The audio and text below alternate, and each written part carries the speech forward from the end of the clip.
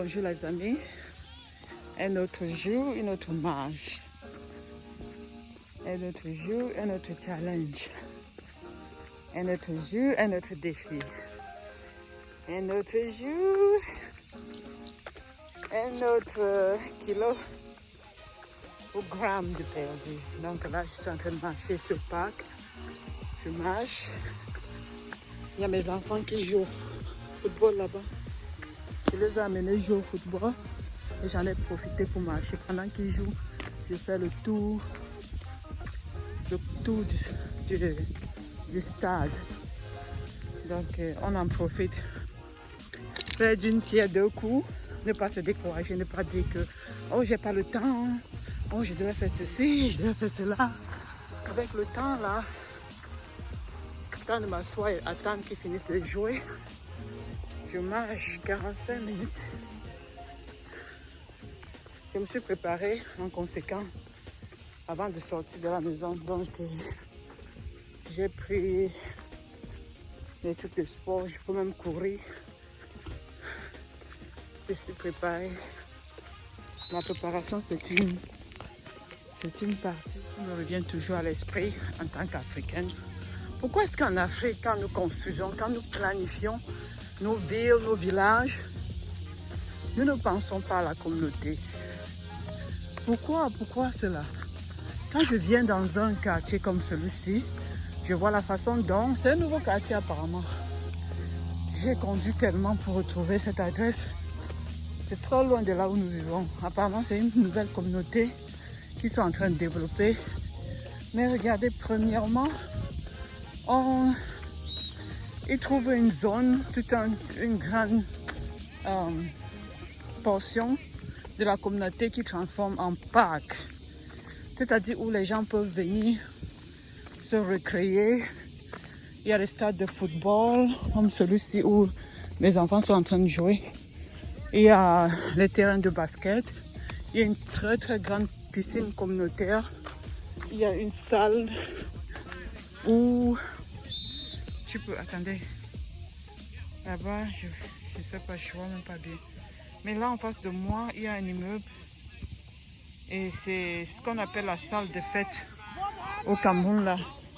Mais on le fait dans un espace où même si tu veux faire ta fête, tu veux faire ça en plein air, il y a possibilité, étant donné qu'il y a les gazons autour. Donc, on planifie en fonction des besoins de l'ensemble. Ce ne sont pas des besoins individuels.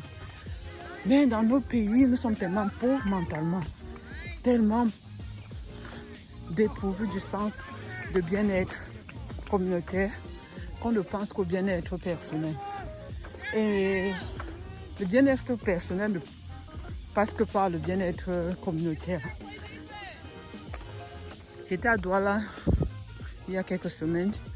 La façon dont les gens construisent, je veux dire, ce n'est pas de façon à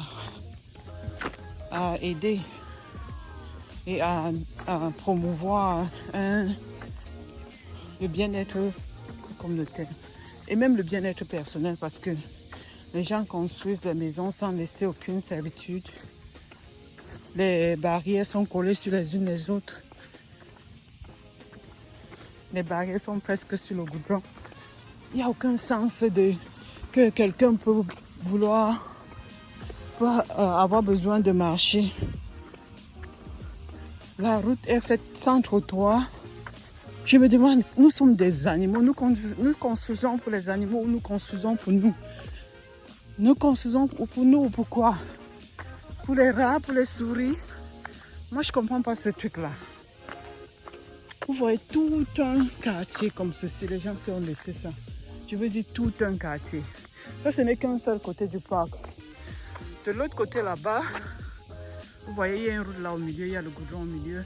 De l'autre côté, encore très très profond, tout ça c'est le parc.